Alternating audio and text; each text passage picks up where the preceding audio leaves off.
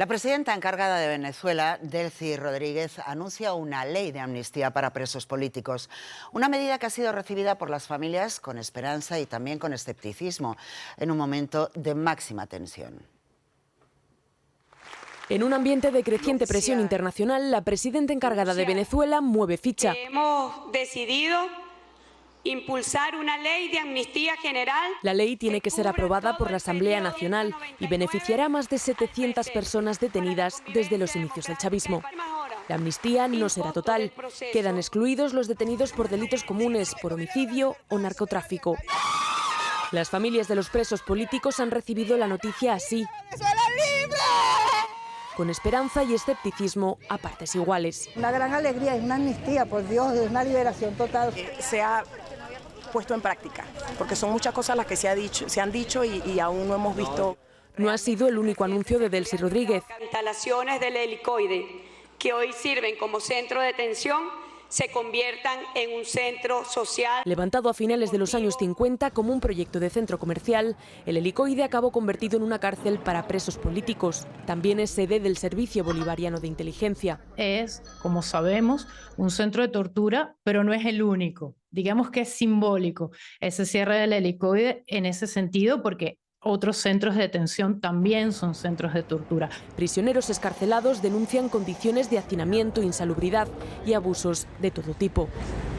Las propuestas llegan cuando está a punto de cumplirse un mes de la captura de Maduro y tras un acercamiento entre el gobierno venezolano y la administración Trump. Este sábado, un equipo diplomático viaja a Caracas para reabrir la misión de Estados Unidos en Venezuela. Desde la oposición, María Corina Machado insiste en que esta medida se toma por presión de Estados Unidos y espera que se cumpla. No es algo que voluntariamente el régimen haya querido hacer, sino es producto de la presión real que ha recibido por parte del gobierno de los Estados Unidos. Ojalá sea así y ojalá los más de 700 presos que aún permanecen en los centros de tortura en Venezuela puedan estar con su familia muy pronto. Sobre la propuesta de ley de amnistía general anunciada por Delcy Rodríguez, el presidente del Partido Popular dice en sus redes sociales que ella no actúa por convicción, lo hace, afirma, por orden de Estados Unidos. Feijóo celebra que la dictadura, asegura, haga ahora por orden de Washington lo que debía hacer hace mucho tiempo con la presión que nunca llegó del gobierno de España. El líder de los populares lamenta la posición que ha tenido sobre este punto Pedro Sánchez y Zapatero. Ojalá algún día conozcamos, afirma, sus verdaderas motivaciones. Bueno, pues ya lo han escuchado. La presidenta encargada de Venezuela, Delcy Rodríguez, ha anunciado el cierre y la transformación del helicoide. El helicoide es una cárcel señalada por organizaciones y por opositores como el centro de tortura más grande de América Latina. Hablamos en este punto con Roberto Marrero, exsecretario de la Asamblea Nacional de Venezuela y mano derecha del opositor Juan Guaidó. Le agradecemos que esté con nosotros. Buenas tardes. Buenas tardes, gracias por el contacto y por apoyar siempre el tema Venezuela, que hoy vemos un triunfo de los medios, de las víctimas, de la libertad de expresión, que han catalogado al helicoide como lo que es un centro de tortura inmenso que debe ser cerrado. Efectivamente, vamos a hablar del helicoide, de ese centro de torturas. Es una cárcel para presos políticos en la que usted estuvo. Y estuvo nada más y nada menos que año y medio. Cuéntenos, ¿qué situaciones vivió?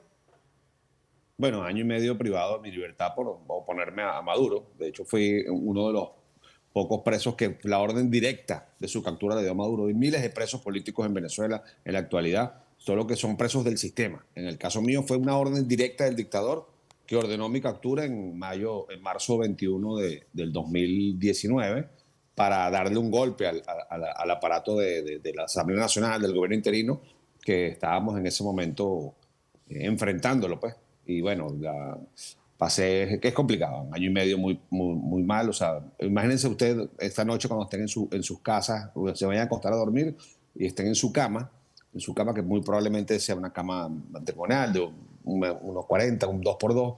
Así incluso son mucho más. Las celdas de los presos políticos son más pequeñas que esas en muchos casos y a veces hay más de uno en ellas. O sea, el hacinamiento, condiciones insalubres, además de las torturas. Por eso que lo saludamos con esta medida, independientemente de que sea algo hecho por presión, por la medida de fuerza del presidente Trump del 3 de enero, que cambió la geografía del continente al llevarse al dictador Maduro a Nueva York. Pero esa medida de fuerza es lo que está generando esa transición. Pero no hay que dejar de reconocer que por lo menos están dando los pasos adecuados, desmontando el aparato represivo y la liberación de los presos. Esta ley de amnistía que anuncia el régimen la vemos como una buena señal hacia una transición, una estabilización que nos pudiera llevar eventualmente a recobrar la democracia de Venezuela. En estos momentos, ¿cuántas personas puede hablar allí? Porque nos está comentando insalubridad, hacinamiento, aparte de los abusos. ¿Cuántas personas, cuántos presos puede haber allí? ¿Cuántos internos? Mira, el número exacto no lo tengo, el Helicoide lo han ido desmontando y hay muchos presos de la trama de presos internos, ¿no? Cuando un régimen empieza a decaer, empieza a comerse a sus propios hijos. Ahí está, en el Helicoide estuvo preso toda la gente de la trama de PDVSA Cripto, que es un caso que montó la actual presidente encargada de facto, Delcy Rodríguez, contra quien fuera vicepresidente de Tarek El Aissami y presidente de PDVSA. Y ahí salió mucha gente, hay muchos fiscales del Ministerio Público presos, incluso el fiscal que me metió preso a mí está preso en el Helicoide. Quizás los han ido trasladando a otros centros porque la orden es desmontar el Helicoide a la brevedad, tan pronto como quizás estamos a horas o días de ver un Helicoide. Vamos a ver una rueda de prensa seguramente de las autoridades enseñando las instalaciones y el futuro del Helicoide, según ellos, va a ser un sitio de esparcimiento deportivo. Pero lo lógico es que en democracia, una vez lleguen las autoridades electas de Venezuela por el pueblo, el Helicoide se convierta en un museo de la dictadura para que las generaciones futuras no se olviden jamás de los horrores de la dictadura que empezando con Chávez con autoritarismo y la dictadura ya de pleno con Nicolás Maduro, han sufrido los millones de venezolanos que, bueno, si alguien tiene claro, estos son los españoles que ven venezolanos por todos los pueblos de España que han huido del régimen por la persecución y la crisis económica. Esa persecución es de la que usted nos puede hablar porque, claro, fue detenido y le acusaron de pertenecer a una supuesta célula terrorista. Luego salió de la cárcel gracias a un indulto, con lo cual me imagino que la noticia de la amnistía y el cierre, como usted nos está comentando, de esta prisión ha sido, bueno, para usted como un antes y un después, ¿no?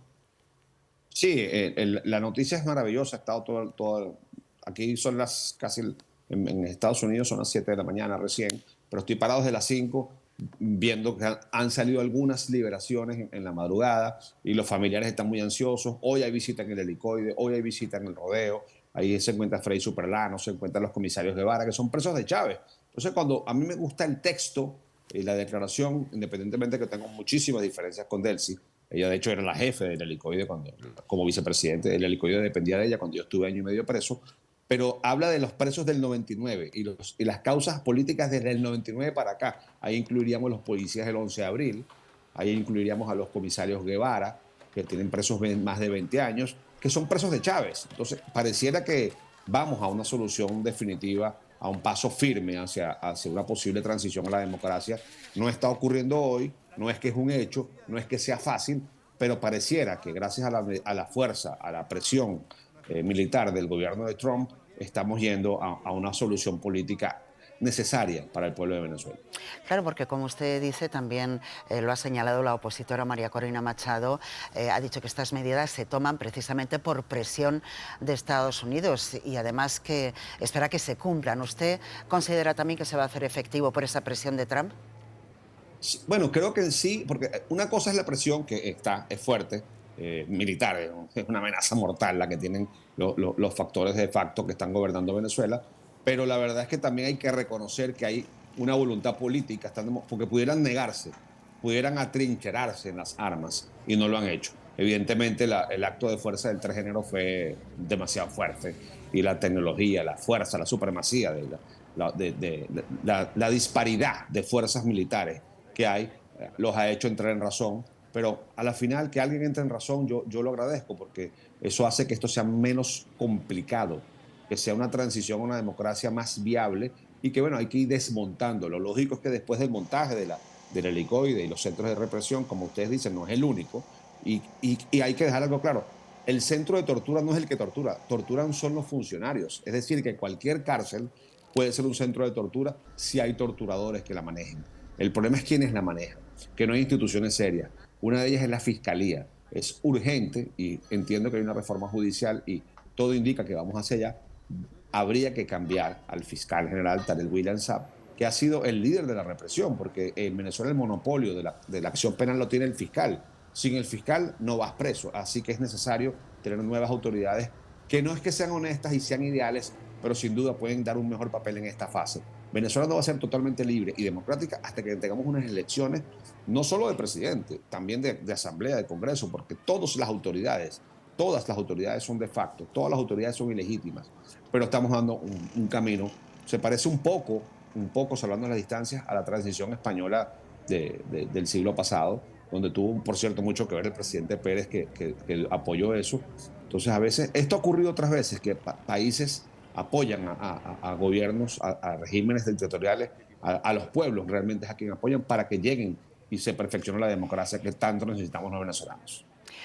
Usted estaba hablando de transición democrática, estaba hablando de la transición española, estaba hablando también de elecciones. ¿Realmente considera que puede ser posible esa transición democrática en Venezuela? ¿Qué pilares se tienen que poner?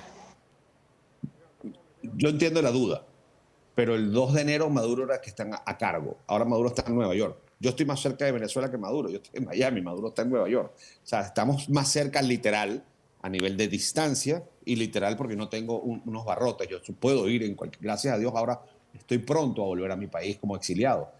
Sí la veo posible. La veo posible porque lo que ocurrió el 3 fue algo espectacular, algo sensacional, algo que nadie se imaginaba.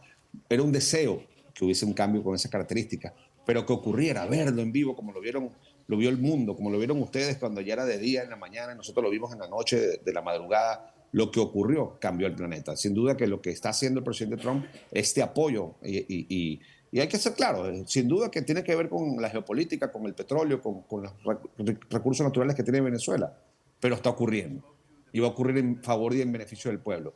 Creo que tenemos una muy buena oportunidad de refundar la democracia de Venezuela para bien, para todos, para que puedan retornar los venezolanos que están en España, para que puedan retornar todos los que estamos en el exilio, los que se fueron por situaciones económicas, los que se fueron buscando un mejor país.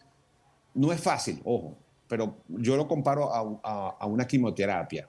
O sea, lo que tenemos en Venezuela es un cáncer. Nadie se quiere hacer una quimioterapia, pero es mejor la quimioterapia que morir de cáncer. Entonces, estamos en un proceso complicado, que es difícil, que es doloroso, pero es necesario. Necesitamos esta transición. Las transiciones son así, son abruptas y tienen procesos difíciles de digerir, pero vamos hacia eso. Pareciera que tenemos, y gracias a la tutela de la administración Trump, que se ha puesto firmemente con el secretario Marco Rubio como norte, estabilizar el hemisferio. Bueno, afortunadamente tenemos que aprovechar eso. Seríamos unos tontos los venezolanos y los políticos en el exilio y los que están en Venezuela si no aprovechamos esta oportunidad para bien. No está ocurriendo por la voluntad de los quienes están de facto, evidentemente, pero por lo menos están tomando las medidas adecuadas, porque pudieran, como te digo, atrincherarse. O sea que sí veo símbolos y síntomas de que signos de que vamos en buen camino. Que no es fácil, por supuesto, que no hay que chuparse el dedo, por supuesto, que se quieren quedar eternamente, no tengo ninguna duda que él sí se quiera quedar eternamente. Pero hay un pueblo que votó en dictadura hace año y medio y demostró que Edmundo González, siendo alguien que el país no lo conocía, pero simplemente por la voluntad de cambio y por el apoyo que se le dio con María Corina atrás, logramos una victoria. Eso sigue ahí. Esa semilla, ese deseo de cambio, esa capacidad de organizarnos está ahí. Estoy seguro que podemos reconstruir los consensos de la sociedad, hacer las reformas necesarias y renovar todas las instituciones venezolanas, ya que tenemos memoria democrática. O sea, esto ya pasó en el 58, tuvimos una democracia fuerte, sólida, que incluso era modelo, como te digo, apoyó en la transición española, como también apoyó en la transición chilena, apoyó en la transición nicaragüense. Son muchos casos donde la democracia venezolana apadrinó, tuteló procesos democráticos en todo el hemisferio, incluso en Europa. No tengo dudas que esto, a pesar de ser difícil, vamos a llegar a una posibilidad y pronto estaremos hablando quizás en un mes o dos de pasos firmes. Por ejemplo, hoy está llegando a Venezuela la representante diplomática de los Estados Unidos. No es embajadora, pero es la representante a cargo. Es una misión diplomática de rango inferior por la crisis en la que estamos. No es una misión de pleno derecho. Pues. no es un embajador de pleno, como tampoco hay un embajador en Estados Unidos. Y el paso, hay embajada allá, pero no hay embajada en Estados Unidos. O sea, aquí no hay reciprocidad. Esto es un proceso totalmente desigual, donde las autoridades de facto tienen que seguir la pauta que les dictan. Lamentablemente no tuvimos la capacidad como venezolanos nosotros de resolver el problema y estamos recibiendo una ayuda externa. Bueno, pero bienvenida esa ayuda porque está haciendo los pasos adecuados hacia una solución. Pues muchísimas gracias, Roberto Marrero. Gracias por atender al canal 24 Horas y gracias por su testimonio. Buenas tardes. Y gracias a ustedes porque este triunfo también es de ustedes por el apoyo que han dado a esta causa. Gracias.